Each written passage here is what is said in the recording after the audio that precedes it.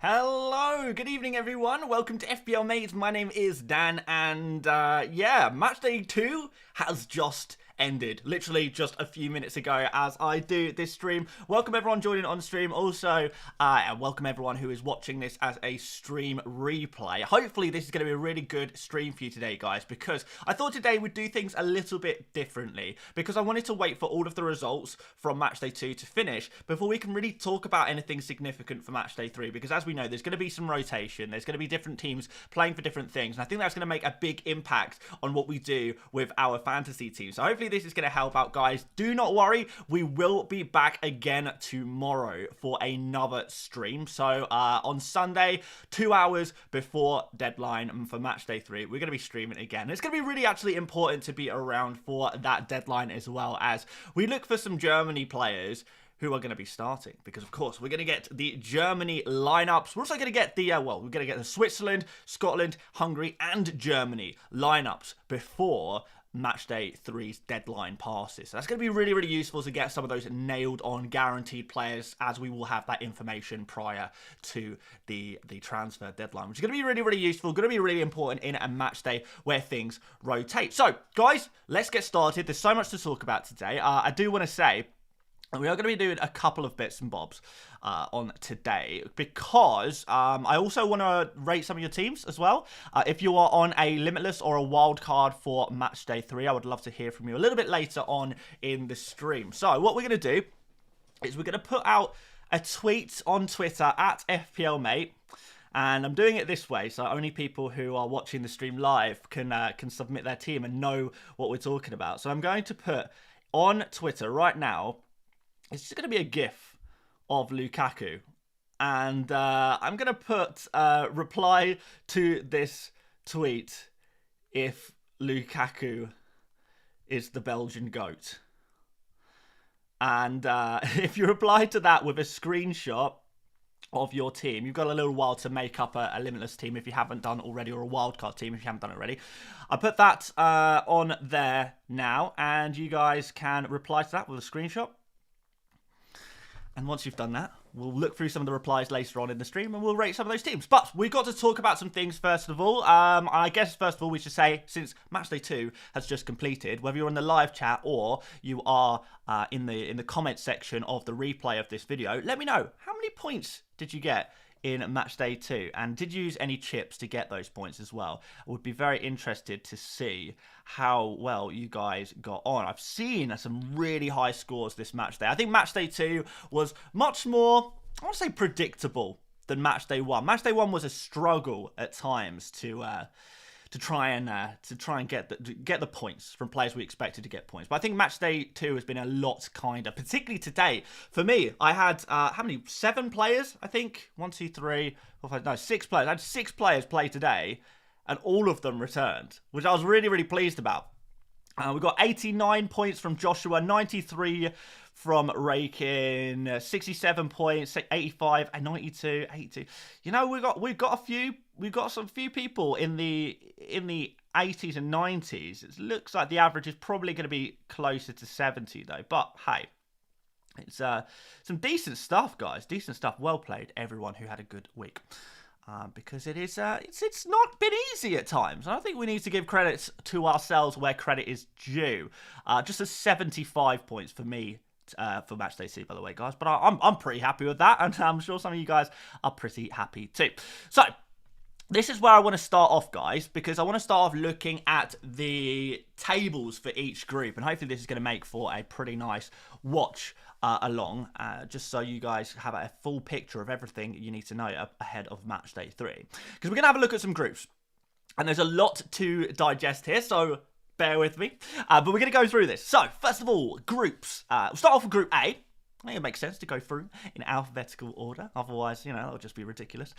Germany are topping their group in Group A. And whilst a lot of people are expecting rotation from Germany, what I will say is, number one, we'll know about any rotation. We'll know. So it's good to get an idea of roughly what kind of players you'd like from Germany right now. Get an idea of the various options from Germany at the moment. But be aware that if you can be around before the deadline, an hour before the deadline, then you are going to have access to that information anyway. But what I will say is that I don't expect Germany to rotate fully.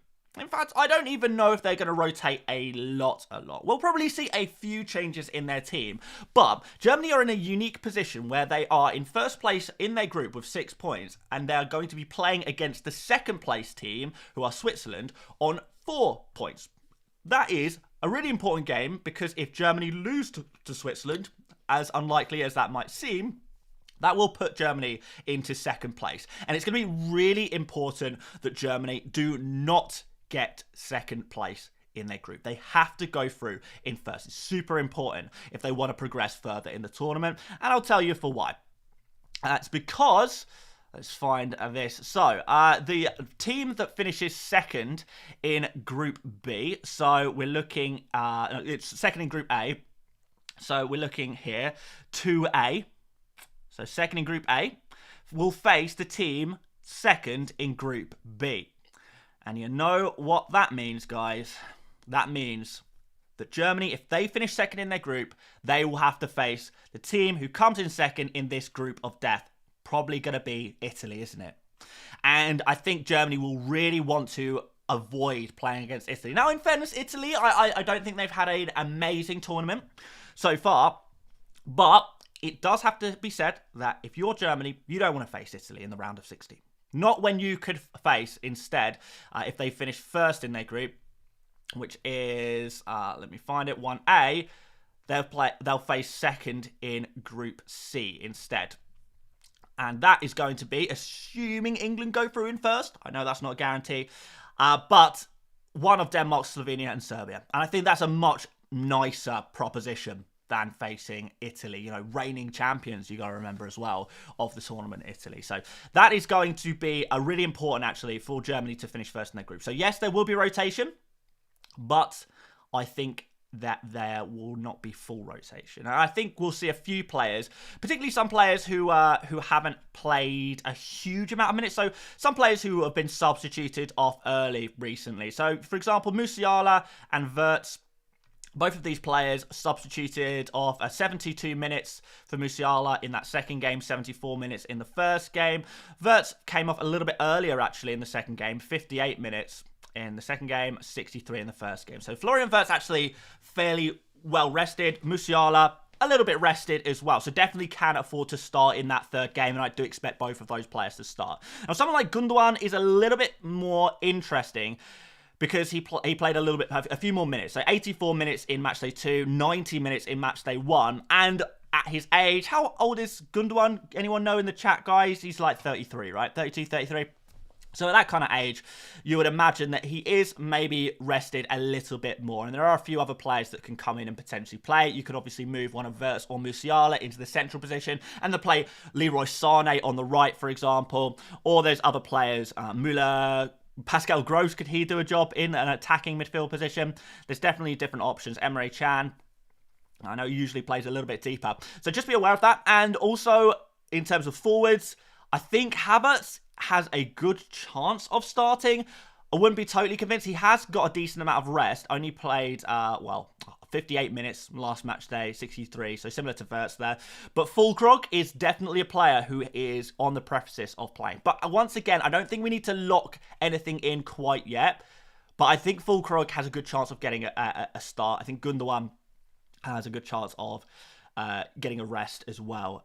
33 people are saying in the chat for Gundogan. Yeah, boy, it was about that age. So yes, I think there'll be a little bit of rotation. What I would be more worried about is that if Germany go up in this game against Switzerland, if they go 1 or 2 goals up in the first half, I think we could see second half substitution. I think we'll see, we've already seen for Germany, they do make substitutions quite early in games, and they are prepared to bring off some of their bigger players, and I think that will happen again. So do be aware of that we could be looking at a few players with 1-pointers, and that's particularly risky in the defender positions, because we've already seen players like Mittelstadt, who was an absolute legend. He's going to be going down in fantasy folklore. 4 million he costs, and yet this is what he's doing. He's scoring 10 pointers in match day 2 there. But 90 minutes played last match day, 90 minutes the match day before. I think we are looking at some potential rest time for Mittelstadt. And it's likely to be, if I can find him, Raum. This guy Raum, who maybe comes in. I'm not saying that Raum will play from the start, but what I do worry is Mittelstadt will start the game, people will get some confidence on Mittelstadt, and then Mittelstadt will actually get maybe benched at half-time or something like that if things are going well for Germany. So I do think that's something to be aware of. Certainly, centre-backs are going to be safer. I like the look of Rudiger. If you're using a chip this week, I would say Rudiger is one of the top picks for defenders as well. I actually do have somewhere, I don't know, is FPL Discomfort in the chat right now? I'm not sure if he is, but he sent me a really interesting spreadsheet earlier. Let me just find that for you guys, because I do have it on this computer, if you just bear with me one moment.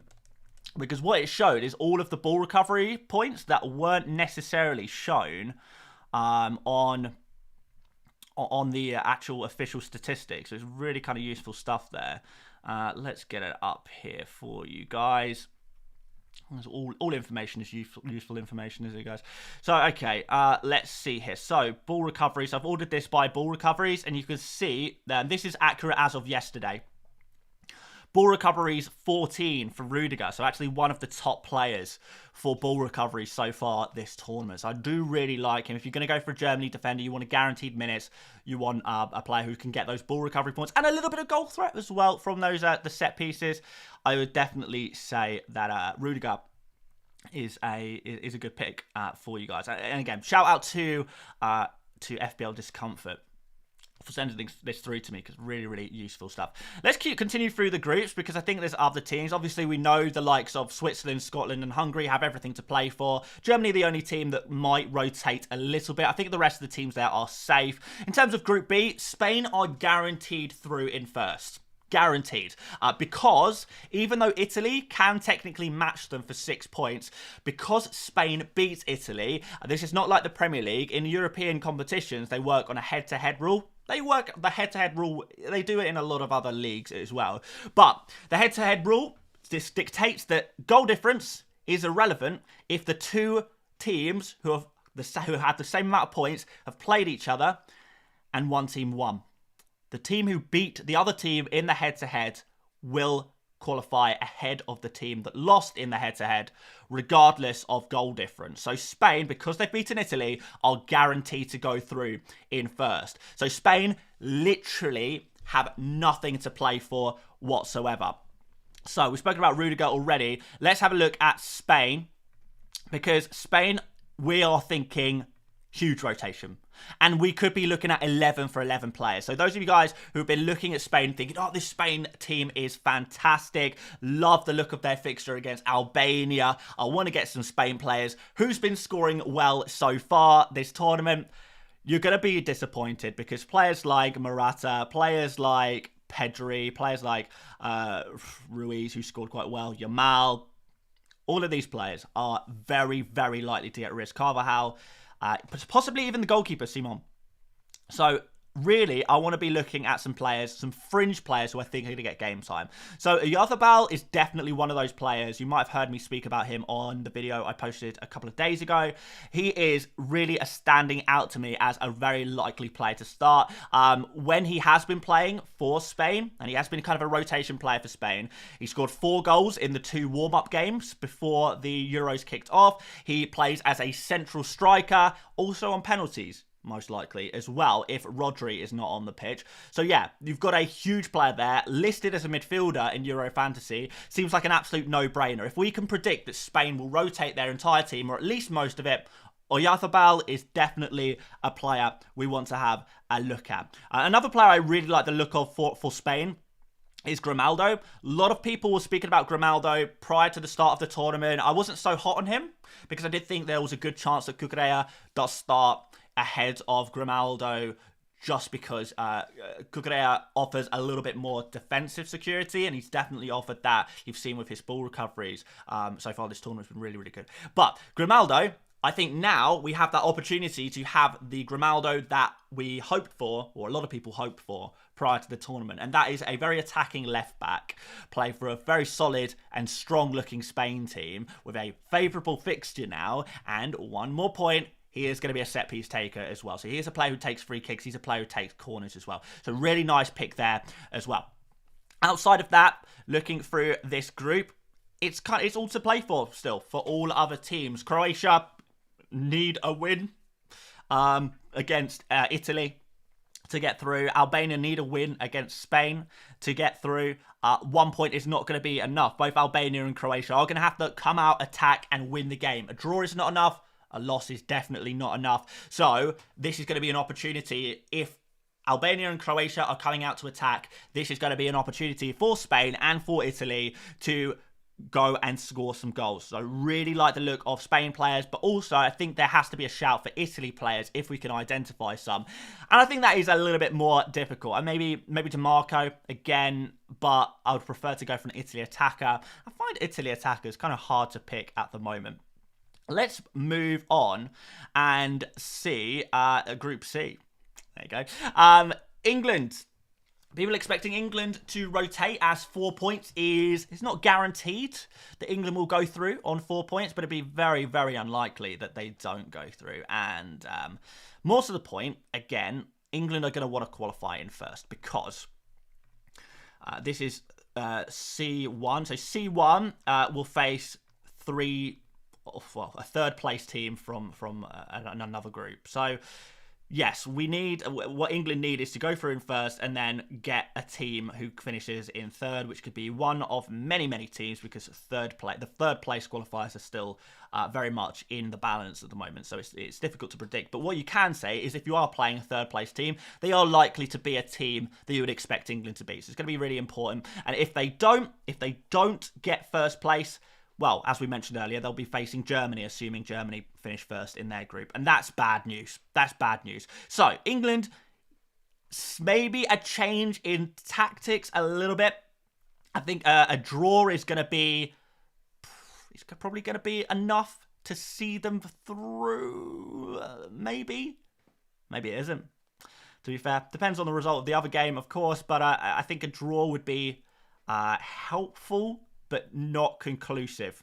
Not conclusive because it is... Actually, would that work? It depends how many goals are scored in the draw. If England gets score draw, then I think things might be okay. If they draw 0-0, they might be in trouble if Denmark win their game as well. So, yeah, a few things to consider there. But England, I think we need to just expect that England need to win.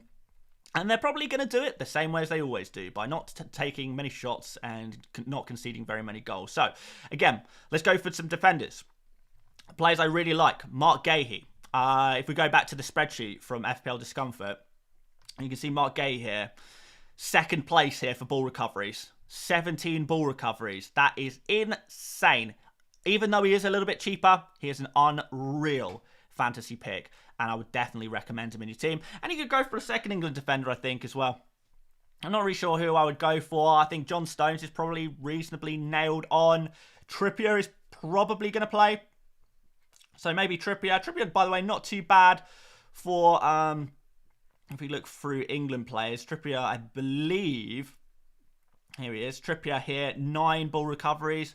Is that higher than Stones? I believe that is higher than Stones, but do not quote me on that. Let's have a look. Stones, yeah, Stones on 7 ball recoveries. So Trippier is ahead of Stones on ball recoveries so far this tournament. So maybe he is worth going for as well. Could also go for Pickford if you wanted to. Kyle Walker, someone mentioned Kyle Walker in the chat. You could do. Walker is down on 8 ball recoveries. There's some potential there. The only thing I worry about with Kyle Walker is that if England do decide to mix things up a little bit, Walker is a player that could potentially be sacrificed if Trent was to go to the right back position. Or, if there's an early sub for Walker. There's not as many options really at left back. Gomez could potentially play there, but not sure. So, yes, there you go. That's that one. Definitely do like the idea of going for double up on England defence because as terrible as they have been in attack, we have to say is they've been defensively solid. So definitely something that we need to be aware of. In terms of Denmark, Slovenia and Serbia, all to play for all of those teams. Next up, this is a really interesting one. So Poland are out. Poland can no longer qualify. It's game over for them, unfortunately. However, outside of that, it's interesting. Austria and Netherlands are both going to need some points to get through, but a draw is probably going to be enough for both Netherlands and Austria to go through. France, they're going to want to top the group. Everyone's going to want to top the group, let's be totally honest. But France have a big challenge ahead of them, because if they want to top their group, they need to score goals. They need goals. I mean, they haven't even scored a goal yet this tournament, technically. So it's really important that France go out here, play Poland, who have already been knocked out of the tournament, who have nothing to play for, and score goals. This is a huge opportunity. And therefore, we'll be looking immediately at getting some France players in our team. Preferably the attacking players as well. So Kylian Mbappe, he's going to be back. He was back on the bench in matchday 2, so we expect some minutes from him in matchday 3. It's difficult to find other players because all of their attackers really are listed as forwards, and I know forward positions are so valuable. Difficult to find midfielders. Kante's done well for fantasy so far, but that's because he keeps getting man of the match. I think this game, because France are going to go out there and score goals, there's a very good chance that it's going to be an attacking player who ends up getting the Player of the Match award. Theo Hernandez is an interesting one. Maybe you could go for Koundé. If I'm totally honest, Theo Hernandez is not super attacking for this France team, so I would maybe be looking for ball recoveries instead, and Koundé is leading that at the moment alongside Upamecano and Kante. But we want the clean sheet points as well, so Koundé looks pretty good. Upamecano is always at slight risk of rotation, in my opinion. So I'd say, yeah, Mbappe, Koundé look good for France. Got a super chat here, by the way, from Liam Doherty, who says, "Hey Dan, would you want to see the Euro Fantasy Captain sub scoring system in FPL, and why? Love the content and can't wait for the next season." Well, thank you so much, Liam, for the support. You're an absolute legend. I would definitely say that the scoring system for ball recoveries I would like to see in the Fantasy Premier League. However, the in-play substitutions and captain switching is going to be too much for people over 38 game weeks. I'm in Euro mode so much. I'm saying match days. I'm trying to say match days instead of game weeks. I've forgotten what game week even is. But yeah, certainly I don't want the game to become too complicated where it is off-putting to people, because the great thing about FPL is it is so accessible. Anyone can play, anyone can have a go and enjoy it. I think more ways of getting points would be a nice addition for sure, but I wouldn't want the game to become too complicated. If we just have more additional ways to score points, then the premise of the game, the rules of FPL would be the same still, and that is pick players who you think are going to score points. Basically, you know what players score points for. I want to pick the players who I think will score those points. And there's not too much micromanagement involved in there in the same way as Euro Fantasy. I think it works better with Euro Fantasy because it's a much shorter form kind of game. You know, we're talking about playing a game for 1 month rather than 8-9 months like we do in the Premier League.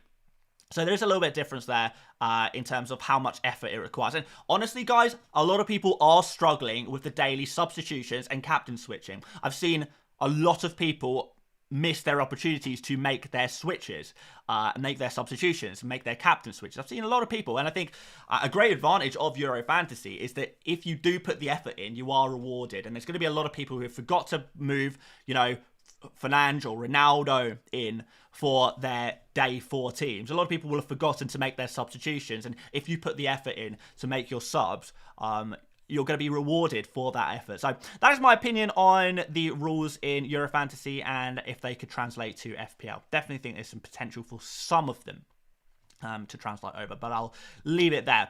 Netherlands versus Austria is interesting. I actually think that Austria have been a pretty good team. I've been pretty impressed with Austria so far this tournament, so I wouldn't want to lump on Netherlands too much, particularly if we're on Limitless and we've got unlimited budget. We can stack our team with all the expensive guys, but yeah, I would like a little bit from France for sure. Definitely Mbappe, and I'd like to get at least one more player from France as well.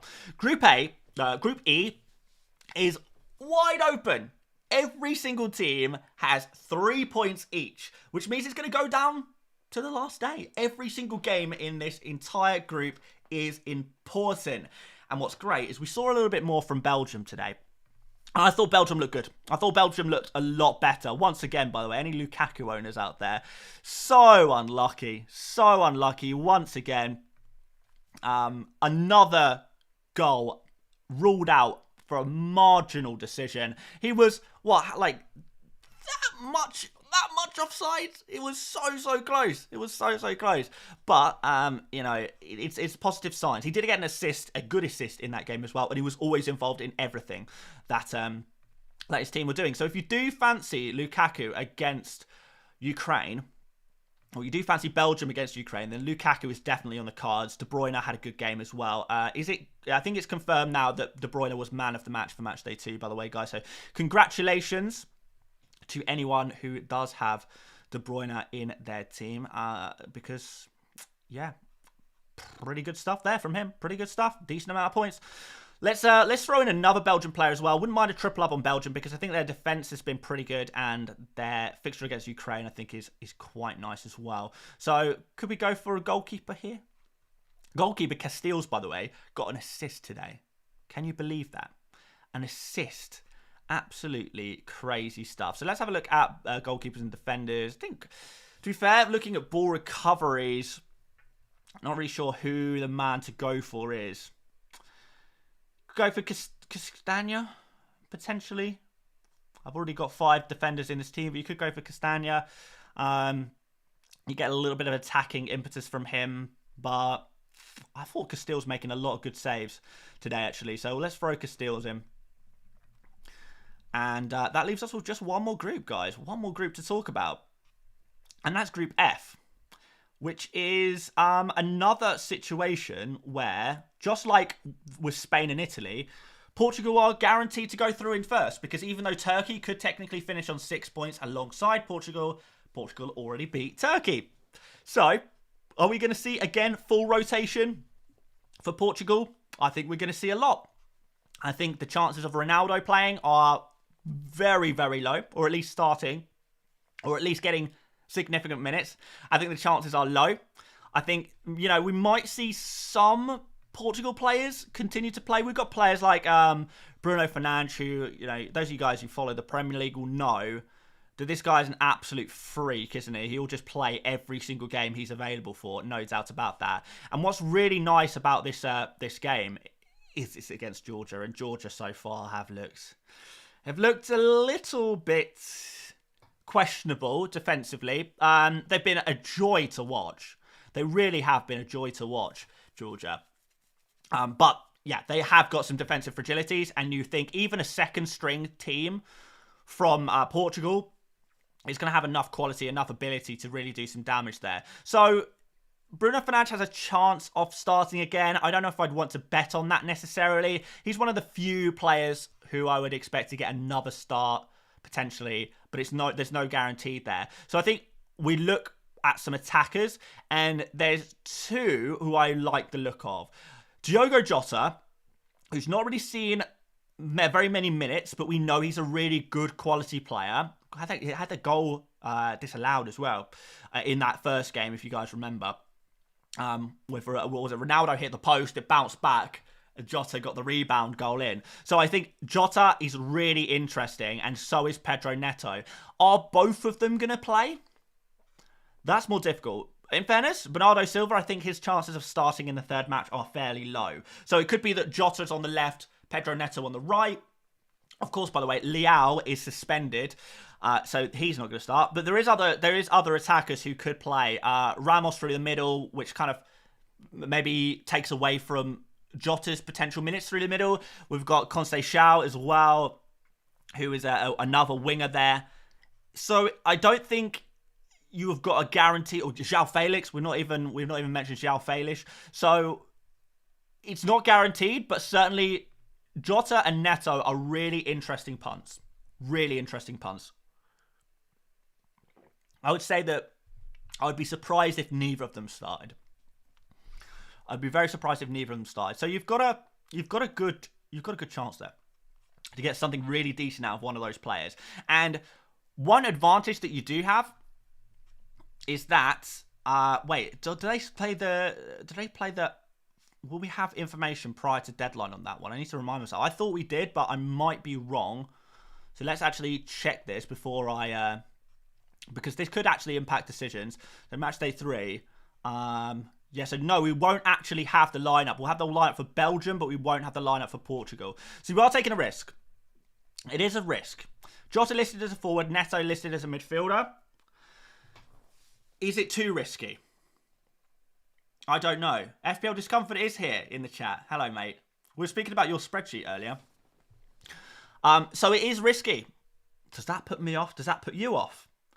The upside is really good. If you can get a starting Portugal attacker against Georgia, you're cooking. You're cooking. You really are. So you could go there. Take the risk. You're not going to have the information prior to deadline. Hope for the best. That's pretty much got to be the plan for those Portugal players. But it depends how risk averse you are. A few people asking about Ronaldo. Why? Why would Ronaldo play? Why would Ronaldo play? I mean, look. He's now played 2 full 90 minutes. He's played 180 minutes of football. He's 39 years old. His team have already qualified for the next round. Why would he be risked? He's a key player to them who's going to be super important to play every single game during the knockout stages. Why would Cristiano Ronaldo be risked in this game? There's no good reason. Portugal have enough quality to beat Georgia without Ronaldo, even if they did need to win, which they don't. They could lose 100-0 to Georgia, and it would make 0 difference to their qualification to the next round. So I don't know. People saying Ronaldo wants goals, he wants records. I'm sure he does. I'm sure he does. Everyone wants that, but at the end of the day, it's going to be interesting. FPL Discomfort says there will be a fully updated one tomorrow. We'll post around noon. Oh, wicked, man. That's referring to the spreadsheet, by the way. Okay. Cool. Well, maybe check that out on tomorrow's stream then. So, yeah, Portugal plays risky. I personally don't think Ronaldo is going to play. But if you disagree with me and you want to take that risk, go for it. I would never want to discourage other people from following their own genuine beliefs. But yeah, I think there's certainly going to be some rotation there. I think we could maybe go for a Portugal defender as well. Difficult to pick one out though.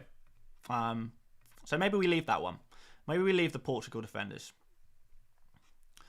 Andre says, I'm Portuguese. I think Ronaldo's going to play because he still didn't get a goal. Just because, well, I mean, yeah, he hasn't got a goal yet, has he? I mean, maybe. Christopher says, think he wants to win more than play all games. Looks like that debate could rage on and on. Should we do a quick poll, guys, whilst we carry on with the stream? Let's do a poll. Will Ronaldo start in match day 3? And guys, don't be biased based on your own fantasy teams. If you're not using a chip this week and you have got Ronaldo in your team, don't just say he's going to start because you hope he will. I hope most of you guys are playing a chip in match day 3 anyway, to be honest, because I think it is going to be important. Particularly these Spain players, I think are going to be really nice picks. Are we sure about Jota and Neto? No, we are not. No, we are not. I don't think you can be sure about anything from Portugal.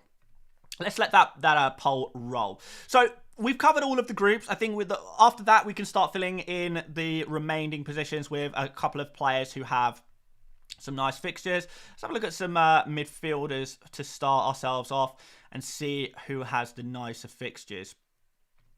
So, let's go through the matches. So, we've got Scotland versus Hungary. Definitely some opportunities there. If you fancy going for Szoboszlai. Not doing too good for shots, but looking really good for creativity. Putting up some of the best creative numbers in the entire tournament, which is really, really impressive stuff. We've spoken about Spain. We could maybe go for an Italy midfielder, but difficult to decide exactly who to go for there. Germany, definitely definitely go for a Germany midfielder. We don't know who's going to be starting yet, but I mean, if we had to pick someone, Musiala. And if Musiala isn't starting, then we could go for a Wirtz. We could go for a Gundogan if he starts. So yes, we'll have that information prior to deadline. Do not lock in any Germany players yet, please. because we'll have the information. Let's use it. Let's use it. Moving on to some of the other fixtures. So like I said, I do like the Lukov Soboslai as a potential pick. You could maybe go for, is there another Belgian midfielder? Not really. Trossard, not sure if he's going to get game time or not. Chechia I thought have been okay, so not sure I'd want to lump in on Turkey. Could you just take a risk on Bruno Fernandes starting again? Possibly, but I don't think that's worth the risk personally. Spain want to pretty much completely ignore any player who's played so far. Is there any other? Is there any Spain players who could potentially get some minutes?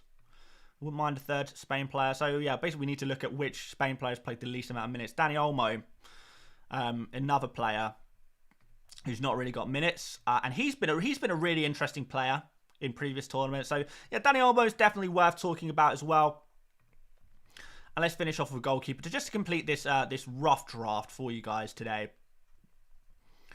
And I don't know, I've not actually seen the clean sheet odds yet. We'll check out the clean sheet odds tomorrow before the stream. But yeah, if we're just eyeballing it, I guess we can look at a few teams that probably have a good chance of a clean sheet. So Germany, we've already got Rudiger there. You maybe throw in Italy, could go for Donnarumma as a goalkeeper. Jose Perez, people are just shouting for in the chat. Yep. You know what? I don't hate it. I don't hate it. It's not the worst. It's not the worst. Nezki's, when I say don't lock it in, what I mean, you know, I don't mean literally as in locking in your team and closing your phone/laptop, never to open it again until after the deadline. I mean like mentally locking it in. So yeah, England we spoke about already. I already doubled up on the England defence in this particular team. I mean, we could triple England defence. Potentially. I mean, I don't hate that. Portugal are another team who have high clean sheet odds, but it's just very difficult to pick out which players will be playing for Portugal at this point. We've already got Castells in this team as well. Other teams likely to keep a clean sheet. Can we double up on France? Can we double up? We'll go for Magnon. That, for me, is a decent Limitless team. That's decent. Lewis says Perez is injured. Well, that increases the chances of Oyarzabal and Olmo, to be fair. Gabriel says Dallo. Do you think Dallo's going to start? Could be interesting. Costa. Is Costa guaranteed to start? If Portugal are doing the whole full team rotation thing, the same as I expect Spain will, and rotate everyone and rest everyone, then no player is safe, and we won't even have information prior to deadline, to the substitution deadline. So I think I'd probably avoid going for too many Portugal players if there's just as many decent players elsewhere. But that's just me. That is just me.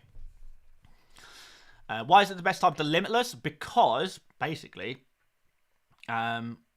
it's a week where we expect a lot of rotation. We want to change a lot of things about our teams. I'm imagining some of you guys have got a wild card. Some people have got a Limitless. Some people will have nothing and I don't want to use any chips. And if you don't want to use any chips, fine, don't. But Matchday 3 in these international tournament fantasy games is often the highest scoring Matchday, because we have a lot of matchups where some teams have a lot to play for. We can identify what kind of teams are going to be playing what way, who needs a clean sheet, who needs to go out and score goals, who is already knocked out of the tournament. We have all of this information and we can use that to our advantage. Who are we expecting to rotate? Who are going to keep with the same team? Who are going to go full strength?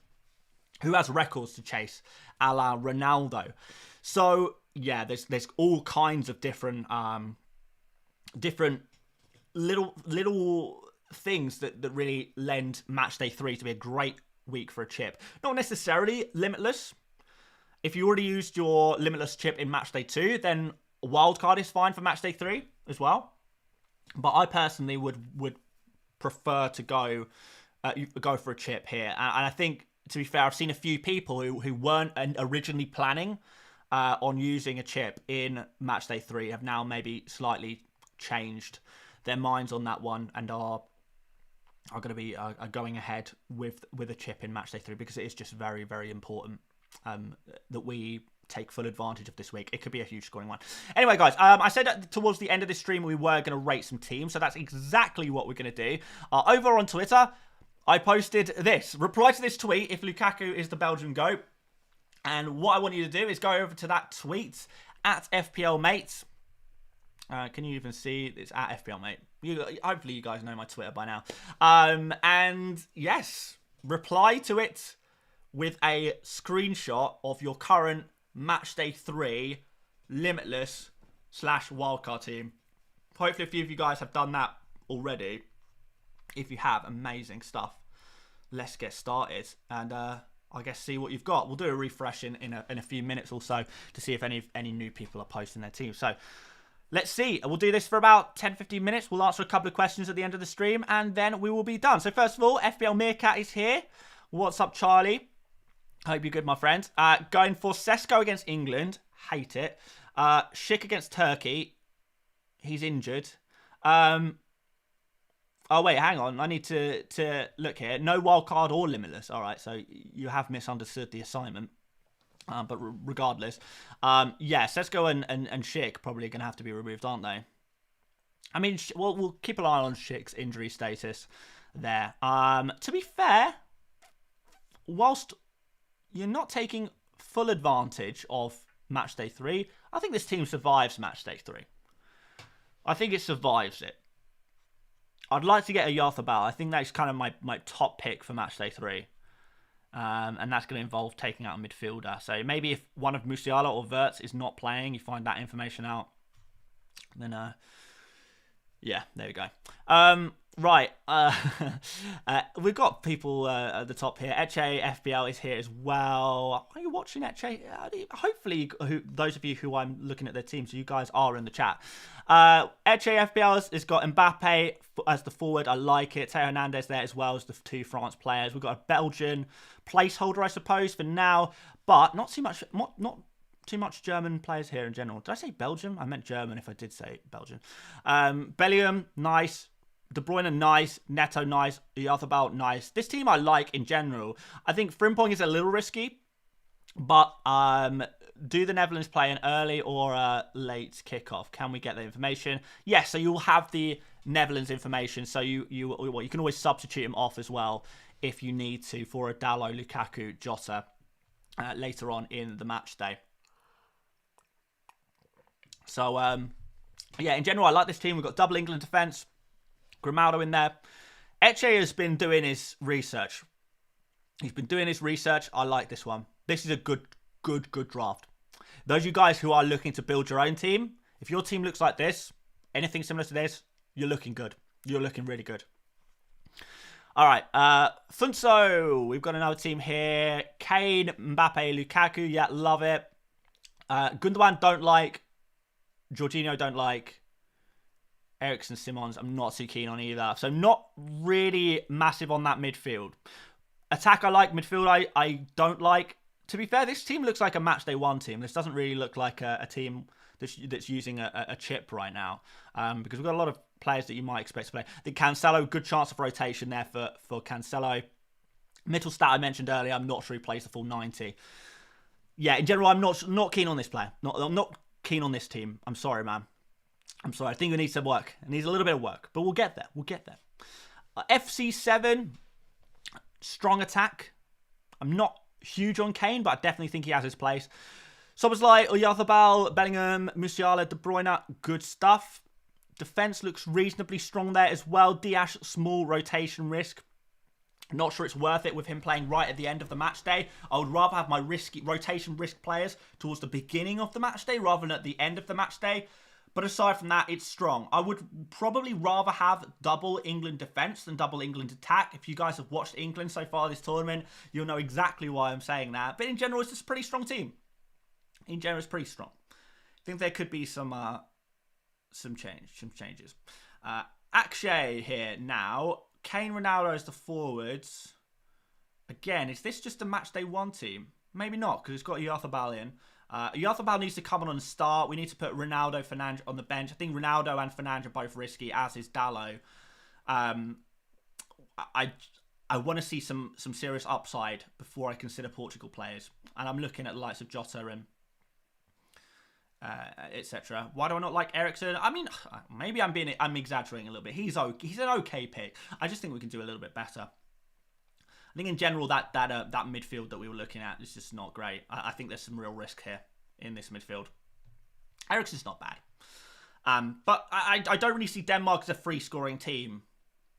So, you're looking at potentially one return from Eriksen, absolute max. And I think there's some other opportunities from the likes of Spain, France, Portugal, where these teams can score, 4 goals in a game. Maybe even more, you never know. Anyway, let's move on. Let's just scroll down a whole bunch to see if we've got any new teams in here. So, Tin of Beans, Havertz up front. I think there could be some potential rotation, but we'll know that ahead of time. Yeah, in general, this team is pretty decent. Not sure if I go for Patrick Schick, particularly if you're on Limitless. You may as well upgrade Schick to someone else. Maybe like well, I mean, we've got no Mbappe in this team for a start. So, yeah, he'd be the first player I'd look to go for. Schick to Mbappe. I don't think there's really any excuse not to go for Mbappe, considering we're expecting a lot from France in Matchday 3. Another hoop says, will Lukaku ever score? He scored 3 times. Just none of them count. None of them count. So, yeah. No Mbappe in this team again. He needs to come in somewhere. I'd rather have Mbappe than Fulkrug, even if we get the news that Fulkrug is starting. The rest of this team looks really good. Pretty good all around, really. Got the double England defence there. We've got Diogo Jota in there, Christian Eriksen in there. Am I being harsh on Eriksen? Am I being harsh on Eriksen? Few of you guys seem to like the look of him. Home against Serbia. Well, home against Serbia. There's no home or away. I mean, Denmark is, you guys have seen a map, right? Denmark is pretty much a peninsula off of Germany. So are they at home, really? No offence to anyone from Denmark, but you're just like a little bulge at the top of Germany. This is what your country looks like, anyway. It's a lovely country of its own historical values, very separate from Germany. But it wouldn't be a far stretch to say that Denmark are almost a home team, almost.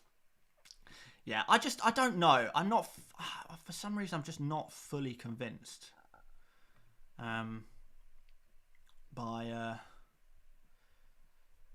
By Eriksen. Maybe I should be. Maybe I should be more convinced by him. Set piece taker, penalty taker. The fixture's not too bad. Am I missing? Am I the one overlooking Eriksen? Potentially.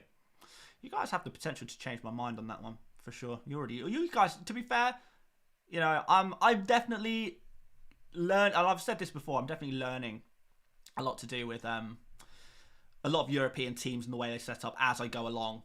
It's impossible to know everything about every Euro player going into this tournament. So we are learning as we go along. And I often do change my mind on things. And maybe Eriksen is something I need to kind of change my mind on. Look good, match day 1. I just worry about the ceiling of that Denmark team. How many goals are they realistically going to do? How many goals are they realistically going to score in any given game? Serbia have defended reasonably well so far this tournament, all things considered. Anyway, Oscar's got Dembele. No. Mbappe's right there on the bench. Wait. This is your team from Matchday 2. Okay. Let's go Femboy FPL. Why not? Got double France attack. I like that. It's an interesting risk to go for both Griezmann and Mbappe. It's quite nice. Yeah, outside of that, team is not taking Spain rotation into consideration. Pedri, Carvajal, I would expect both of those players to be benched in Matchday 3. I don't expect either of them to start. Spain are already qualified. They'll rotate these players. So, yeah, I don't like either of those, but I think the rest of the team, you got the right idea. It's looking reasonably good. Just keep an eye on Musiala and Mittelstadt ahead of deadline. Mittelstadt still, I think he's too risky. just go for Rudiger. If you've got unlimited transfers and you're on Limitless, just go for Rudiger. I think that's going to be a big thing that separates, I think, wildcarders from Limitless players, is that it's going to be like players like Rudiger versus Mittelstadt.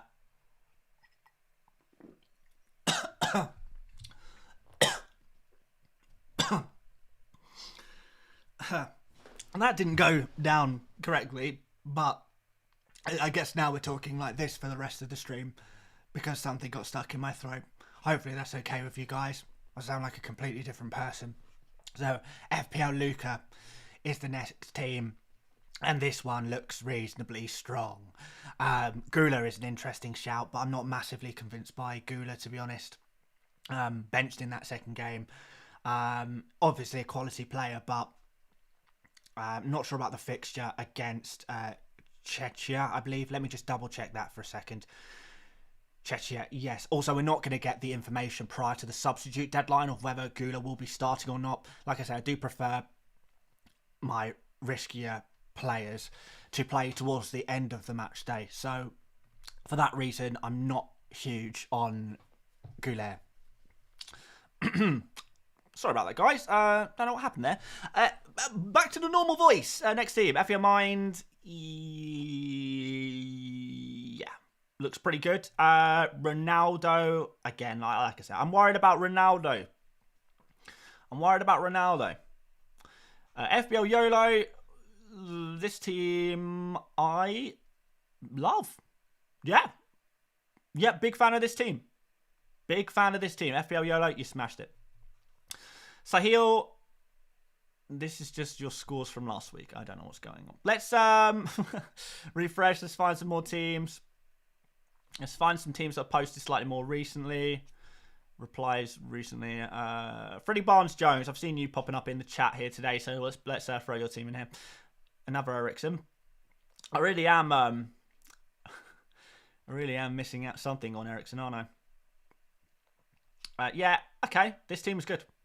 Other than Mittelstadt, just cannot get behind that one. I think it's too risky. Samuel Pavard. Yeah, Pavard's got to go.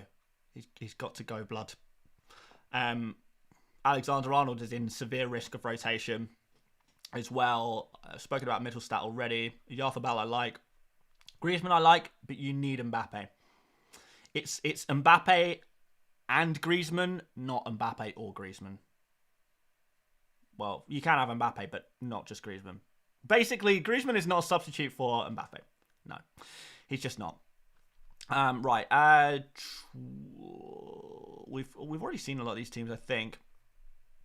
This team came in reasonably recently from Dubuque. McTominay in here is interesting. I don't know if I go there. If you're on Limitless, I don't think I'd go for McTominay. If you're just looking to try and save some money somewhere, then I guess so. I would want a German defender in here somewhere. So whether that's Neuer, whether that's Rudiger, whether that's Jonathan Tah / Schlotterbeck, depending on who starts. I'd like to see one of those players in this team, I think. But outside of that, it's strong. It's strong. Yassine team looks good, assuming the German players that you think will start. I expect you're going to keep an eye on that for the end of the deadline stream or whatever. Towards the end of the deadline stream, we'll be having a look at the Germany team news, and I'm guessing you're going to change these German players to reflect that. Looks good. FPL France predicted side for Spain should be really useful. All right, let's see what FPL France got for us. Shout out FPL Fran, by the way. Good lad, and genuinely fantastic fantasy manager, and also a very decent content creator, and he's getting better and better by the day. Okay, this is his predicted lineup for Spain. He says, though, that Jose Perez is going to be out. So that might change things a little bit. But yeah, it's full rotation expected. He's predicting full rotation. So Olmo looks good. If we looked at the kind of the tactical setup for Spain as well, we saw the central striker and the attacking midfielder, which was Pedri. in previous games, or Pedri and Morata. You know, they were playing like kind of as a pair in many ways, as like two false nines in many ways. Yeah, so it was interesting to see those two players playing quite close together and close to the box. So Olmo and Oyarzabal are, you know, both listed as midfielders in Euro Fantasy, and they're both playing in these dangerous areas around the box, that is definitely very, very interesting, and I would definitely have strong consideration for have both in your Matchday 3 teams. Strong consideration. But guys, we are almost at an hour's time, so I think we'll rate like one more team, and whilst we do that, if you've got any other final questions, leave them in the chat. Leave them in the chat, and we'll go to them right at the end. So yeah, short questions though, guys, please. We'll do it'll be like quick fire questions. I don't want to analyze entire teams, if possible. Also, we'll end the poll. 65% of you guys, over 1,000 votes, 65% are saying Ronaldo will not start in Matchday 3. So there we go. I probably agree with you guys. Not gonna lie. Right, we'll do one more refresh. We'll just find a random team that we haven't looked at already, and the result is Ben Murphy. Congratulations. Kane, Mbappe, Lukaku. Yeah, it's good. Gula, I don't like. Did we look at this team already? Maybe we did. I'm gonna go on my notifications instead. Make sure you follow me as well. All right, Enzo Maresca ball. The Maresca. Most recent reply. Congratulations. Double Scotland. You've kind of lost the plot a little bit there. You kind of lost your goddamn mind. The screenshot is 3 pixels by 3 pixels. But aside from that, yeah, it's fine. Gundogan is, I think, doubtful for minutes as well. Can't see him getting any more than 60 minutes in this game, assuming he even starts. So I would not be putting my eggs in that basket. And who knows what your bench looks like. Let's just find another one before we go. Hammer FCB. There we go. Team looks good. Yep. I like that. Happy with that. Right, cool. We'll do some quick fire questions towards the end. Let's see what you got in the chat. So, Panna Knockout says, Robertson a pick? Not sure, because Scotland now have no Porteous and they have no Tierney, which does mess with their system a little bit. I do expect that Hungary will score against Scotland, who have looked a little bit weak defensively. Even though they put up a good fight in match day 2, I don't. Even if they do manage to get a result against Hungary, I imagine they will do so whilst conceding. So I'm not massively keen on Robertson, to be honest, and I think there are better defensive picks elsewhere. What else have we got for questions? Rodrigo says, why are you trusting a lot in England defenders? Because England are one of the best defences in the tournament. They've got a good fixture from a defensive point of view. And everything we can say about England's attack, I don't think the same can be said about England's defence, who have been solid. Who have been very solid. Mitch Bro says, what do you think of Dutch attackers? Not really sure where to go for Dutch attackers. I think there's a lot of forwards that I really like. And I think the upside really is in Spain, France, and Portugal, and Belgium. Spain, France, Portugal, and Belgium would be the 4 attacks I would be prioritising the most in Matchday 3. So, whilst the Netherlands could do okay against Austria, who have been, I think, pretty good. It's Austria. I'm going to make sure I get this right. Yes, Austria. So, yeah, whilst I appreciate Austria are seen as a weak team, I think defensively Austria are stubborn. I think they are difficult to play against, and I'm not sure that Netherlands actually do have the quality to go out there and score several goals. And we're looking really for teams that are going to score multiple goals. So that's for that reason, I probably would not be looking at Netherlands attackers as a priority. But as a consideration, yeah, fine. Fine. Will Mbappe start? I think he will, because France need goals in the final match day. Will Bellingham get points? Maybe. Difficult to say with this England attack at the moment, and I don't have full trust. Why Grimaldo? Yeah, we've spoken about this a lot during this stream and the video a couple of days ago, but yeah, full rotation expected for Spain. Do not pick Spain players who have done well so far, because in all likeliness, they will all be benched. Spain have already qualified. Oh, I don't need to go on and on about this. You guys know this by now, and I don't want to bore anyone watching this as a stream replay as well. Yoni says, "Hi mate, is this your final team?" No, nothing is ever my final team until the deadline passes. I cannot say that enough, particularly, you know, when deadline information is so crucial in Euro Fantasy. So no, it's never the final team. It's just an example team. And I do want to say as well, it doesn't matter what my team is. It shouldn't matter to you guys what my team is. Particularly in a format where we're refreshing our team pretty much every match day anyway. I would rather you guys look at the example teams that I provide and look at the players that I talk about and make your own minds up based on the suggestions rather than blindly copying my team, because often my teams have a lot of risk in them and I don't want to impart that risk onto you guys because I know what happens and it's happened already. You know, a few people probably got about 10 comments and tweets and things like that. A few DMs in addition to that as well. People saying, I copied your team and Shaqiri didn't start match day 1. You've ruined my Euro fantasy. And I don't reply to these things, but my answer is always, that is on you. You got to take responsibility. I never said this is a team for you to use. I actually even said these players are risky. Take this risk if you can handle the risk, not for me. I know I can. If you can't, don't do it.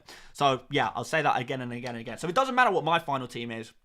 It matters what your final team is. Feel free to use these example teams that I'm making, but like if I am to provide you guys with a team, am I throwing in Neto and Jota? No way. They are too risky. They are too risky for me to confidently suggest to you guys. So I go for some safer players if I'm suggesting a team for you guys. I go, I don't know who I go for. Maybe another, like whoever starts for Germany. That'll be pretty safe. Florian Wirtz, and we go for like Harry Kane, and we say, yeah, go for something nice and safe like this. But I like the upside. Anyway, we'll go to a couple more questions and then we'll round things off. Joshua says, I like your mustache. Not what I had in mind when I was looking through the chat, but I appreciate it, my friend. Xavi Simons a good pick. Not sure I'd go there. Koundé versus Hernandez. I think I prefer Koundé. Does better for ball recoveries, and I don't think Hernandez is particularly attacking anyway. Palmer, don't think he'll start really. Who are your favourite defenders? Anyone from England?